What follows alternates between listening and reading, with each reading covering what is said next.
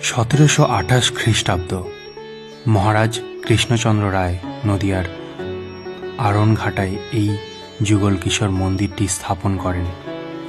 কথিত আছে গঙ্গারাম দাস নামে একজন মাহান্ত বৃন্দাবন থেকে শ্রীকৃষ্ণের একটি কিশোর মূর্তি এনে সমুদ্রগড়ে স্থাপন করেন। ঠিক ওই সময় নদিয়ার জেলার বর্গী আক্রমণ আরম্ভ হলে গঙ্গারাম আত্মরক্ষার জন্য শ্রীকৃষ্ণের মূর্তি সহযোগে গঙ্গা পেরিয়ে আরণঘাটায় চলে আসেন এবং মতান্তরে মহারাজ কৃষ্ণচন্দ্রের সেপাই রামপ্রসাদ পাড়ে তাকে আশ্রয় দেন।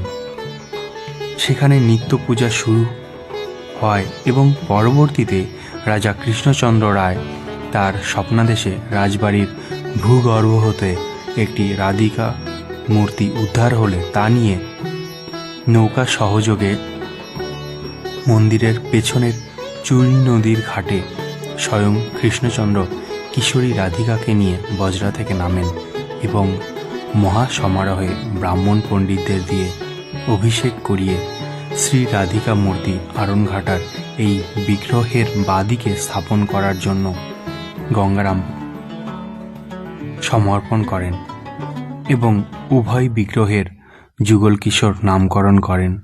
সেই থেকে নদিয়ার আরণঘাটার এই মন্দির যুগল কিশোর মন্দির নামে খ্যাত।